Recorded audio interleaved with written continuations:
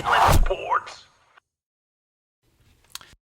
Now join us here on the Inland Sports Show. We are going to all hours of the night really to catch up with Coach Citos, Marinez, and Jurupa Hills. Coach, really appreciate the time. Congratulations on reaching the D8 semifinals, but I feel like there's still some work to be done. You guys probably feel the same way. When you look at this season, Coach, I know we're already in the playoffs, but when you go all the way back to your non-league portion, you played some good teams in non-league. What did you learn about your team during that tough stretch during non-league that maybe now, 6, 7, 8 weeks later, you're like, okay, it's paying off, man. We were battle tested. We went through some things. Now I feel like we're ready to make this playoff run. Yeah, man, it's like you read my mind, dude. I wanted to talk to you about this too and kind of get your input on it. Because, building the schedule now is such a hard thing to do. And you gotta, basically we're all learning on the run here. And, I could tell you now, we played some hard teams and all that. But, Pep, when you're going through it and you're being challenged and, your kids want to feel the win, it's nothing easy. And, personally for me, that is something that, you work hard, you put a lot of time and effort. And, yeah, you're playing good teams, but ain't nothing like winning, man. And that's why we do what we do. So we see the joy on the kids' faces and the student section and the band and the teachers. It took us a while to achieve that, So, we're just at the point right now that, we're trying to make all of those battles worth it now in our third season, as we call it.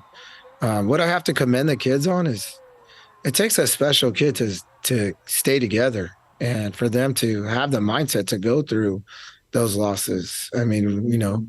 We try to create the narrative for them, and it was all about, us getting to this part of the season. At Jurupa Hills, we've done the league championship multiple times. And, we have one more thing that we need to accomplish. And fortunately, the CIF gave us a chance with the at-large bid. And, you see the tough conference and league that we play in. Kaiser's still in it, and Kaiser's in the middle league. They won't be next year, but Kaiser's in the middle league, and they beat our league champ. Yeah. They beat Eisenhower. So, our league is a really good league. They're competitive. I think Grand Terrace is a good football team, and, they didn't get a chance to get in the playoffs like we did. But, last year they made their run. So, it's just something that I'm learning about. But, I'm sure you see it too, Pat. What I could tell you is St. Matthias started 0-4. They're 1-5 like us. I live in Covina. I know Charter Oak started 2-8. They're on the other side of our bracket. And I'm hearing that Highland had like Mission Viejo on the schedule or something like that out in Palmdale. So, you got to play tough teams, I guess, in this era, and hope that CIF gets you a chance if you don't qualify in your league. And, like I said, I got to give credit to Eisenhower and Summit. They beat us. We're the third place team in our league. But they definitely showed us some things about ourselves that's allowing us to be successful right now.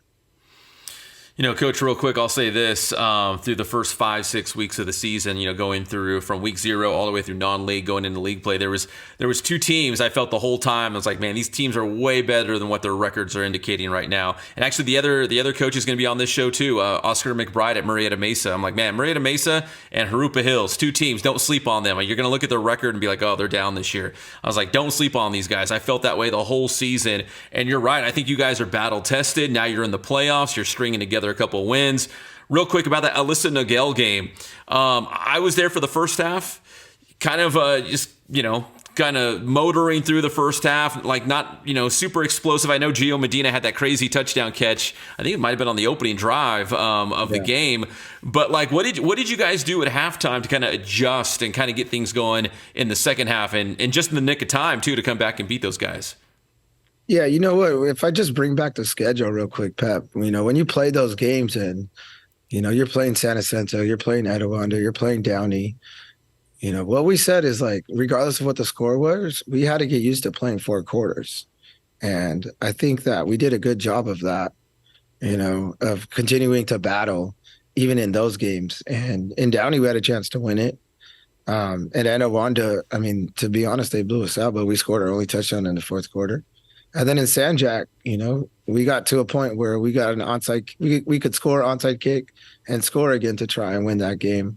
And so again, those battles, we had talked about that. They had only played one possession game, and they hadn't played one of those in a while, at least in the Gales. So we felt comfortable with the game being close. And our defense did a really good job of getting that field goal block right before half, which was a huge play. And then we got the ball because, they got the ball first to start the game. So we got the ball after half. And we knew how important that drive was. And we went down and scored. And, they give them credit. They battled back. They got up 10, and we're down 10 in the fourth quarter. But, our guys responded, man. And our defense got big stops. Our playmakers made plays. And, we leaned on the closer at the end, and that's our quarterback. We call him the closer. Put the ball in his hands, and he takes us home. So, like I said, the mindset that our kids have, and it's a lot of that is based upon them going through some tough games together and learning it and being exposed by really good football teams and really good coaches. So it wasn't nothing crazy. I mean, at least Miguel was right there. Pat, they're a good football team. You talk about that league, the number one seed in Division III. The Citrus Valley guys had to play them, and that's San Juan Hills, and they came in second place in that league. Jurupa. It's like, dang, like at this point, everybody's good. Everybody's battle tested. So, it's going to be these kind of games. And we just lean into the fact that it's going to be a close game. It's funny you bring up that block field goal right before halftime, because in hindsight, obviously that was a huge play because it was a 1-point game. Looking back, that was a huge play for you guys. I did want to bring up your quarterback, Caleb Ruiz. You brought him up as well because on our Friday night pep rally on Riverside TV, we were talking to John Rice. And at the time, he was an assistant with San Jacinto earlier this season when they played you guys. And he's like, if there was one kid that we played all season long, like this guy just was passionate. He went hard. Like this guy was the ultimate competitor. He brought up Caleb Ruiz, man. He was really impressed by him. What has he meant to your team this year?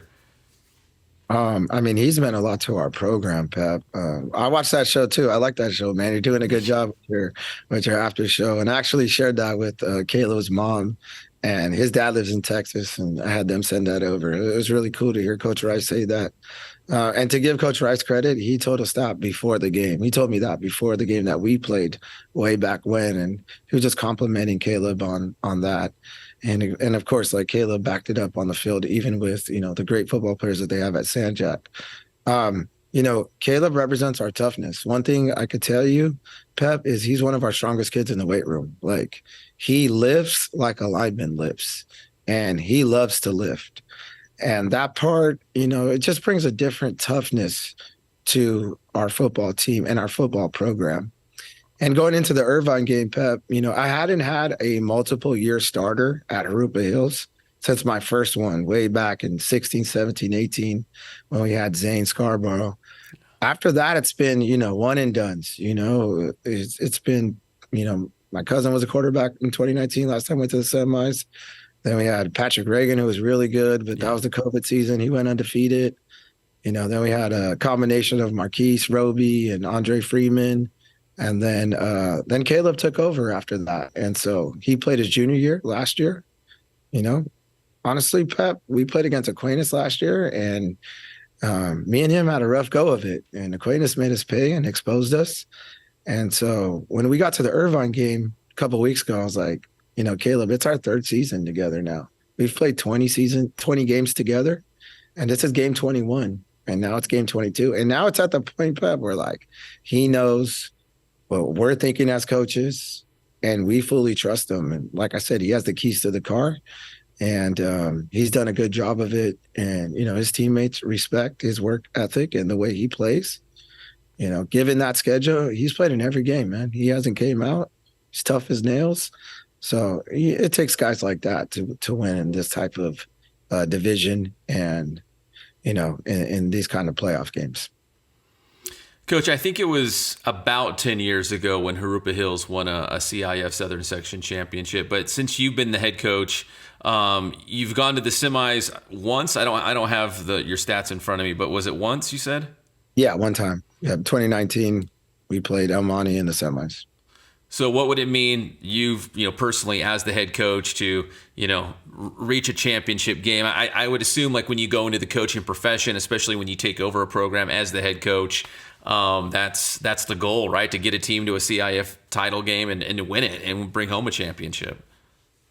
Yeah, I've been doing this for a long time, Pep, and I know how hard it is to get it. And some guys make it look easy, man. I was talking to Coach Zelaya, the old Kaiser coach. He was just texting me congratulations, and I was just like, man, you used to get here like it was normal. And there's people that do that, and man, those are the guys that I look up to. But for me as a coach, it's not something that's happened a lot, and so I know how special it is. I'm trying to communicate to the guys how special that is. And you just want it for the guys, man. Like it's so hard to win playoff games and to get to this point. Like you said, we've been to the semis one time. We had to go on to the road and play Almani. This time we get to play at home, so this is the first time we get to experience a semi-final game in our era. But no, and you always got to respect that 2013 team because they set the bar up high, and they have their championship. And, we aspire to be like them and, to continue that tradition that Jurupa Hills has. And overall, the city of Fontana, man, that's pretty cool. Like CAF championships are won in the city. And that's what kind of pulled me over to Jurupa Hills. It wasn't hard for back then. Kristen Braun was my AD. It wasn't hard to convince me. I was like, "Ooh, football, Fontana? Yeah, let's do this.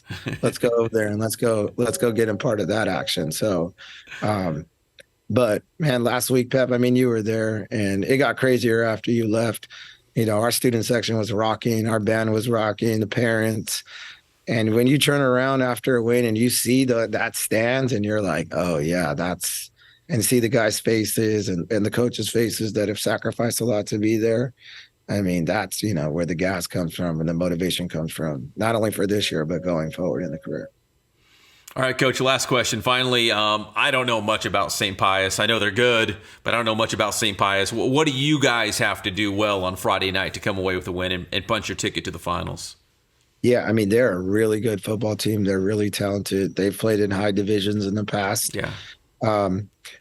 Number one, we got to take care of the football, and we can't beat ourselves. If we beat ourselves, these guys are going to run away with it. And that's my, thing that I think kept us in it in the Aliso Nagel game is, we didn't shoot ourselves in the foot. We didn't turn the ball over.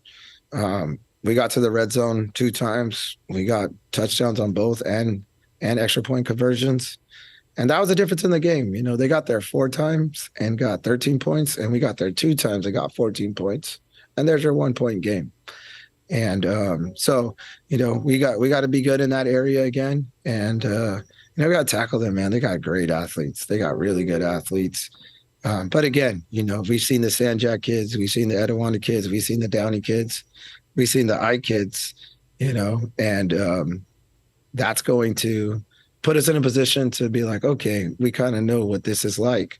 And hopefully learn from those mistakes. And, up front, they're physical like Kaiser and Summit is. So, again, all of this experience is what we're leaning on to put us in position to be successful on Friday.